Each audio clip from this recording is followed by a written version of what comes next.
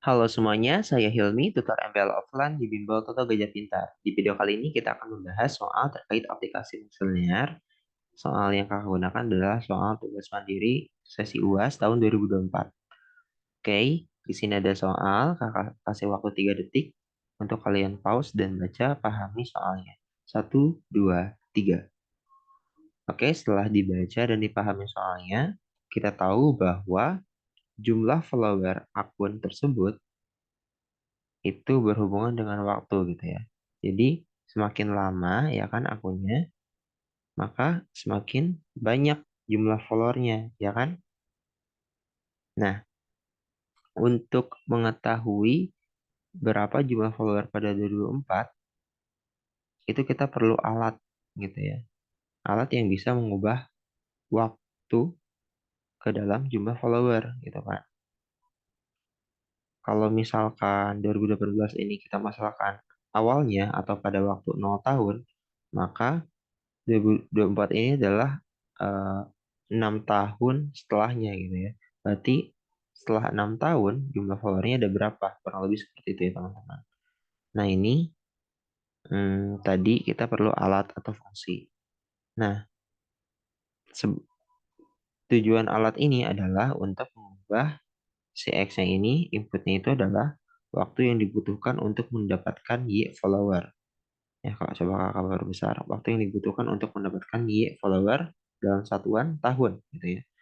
Kemudian kalau kita masukkan fungsi X-nya itu ke fungsinya, maka hasil outputnya itu adalah jumlah follower setelah X tahun gitu.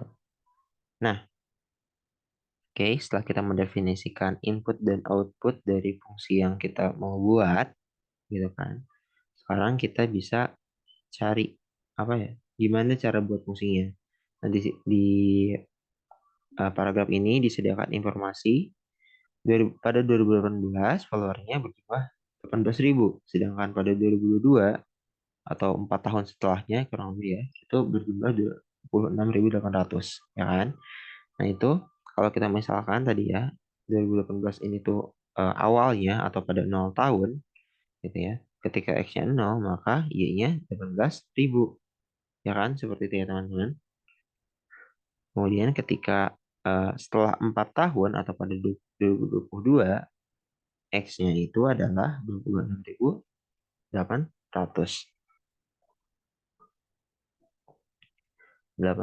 follower.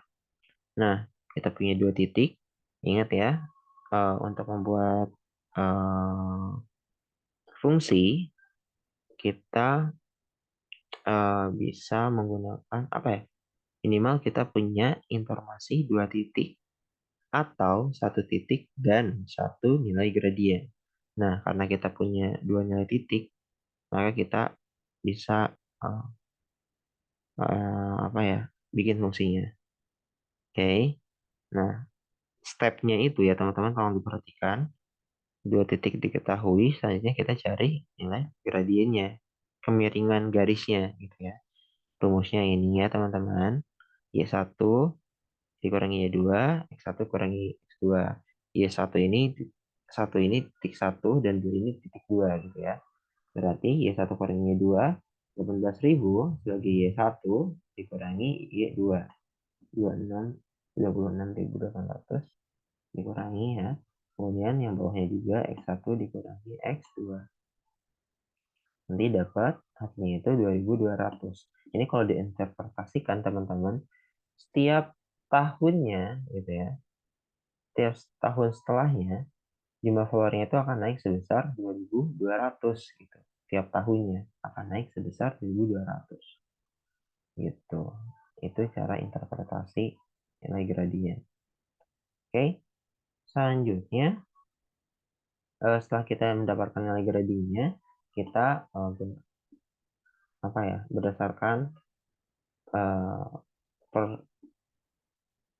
persamaan umum ini ya, persamaan umum dari fungsi linear, kita harus cari nilai C-nya gitu.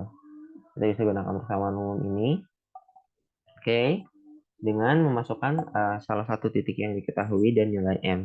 Nah, di sini kakak gunakan titik satu karena di sini titik satu ada 0 ya. 0 ini mudah untuk dioperasikan ya. Titik satu kita masukkan ke dalam persamaan ini dan nilai M-nya, maka ini dimasukkan ya. 18.000 ya kan Y-nya 18.000. Kemudian X-nya itu 0, kita masukkan ke sini, X-nya 0. M-nya itu 2.200 tadi kita dapat ya, 2.200 ini. Nanti dapat C-nya, ya kan? 18.000 itu adalah C-nya. Oke, setelah dapat C-nya, maka kita udah lengkap nih fungsinya. Kita bisa cantumkan lagi persamaan umum fungsinya itu dan substitusi M dan C-nya itu dengan M dan C yang udah kita cari. Oke, saat ini kita udah punya alatnya nih untuk mencari tahu berapa jumlah follower pada tahun 2024. Tahun 2024 itu artinya X-nya sama dengan 6. Jadi waktu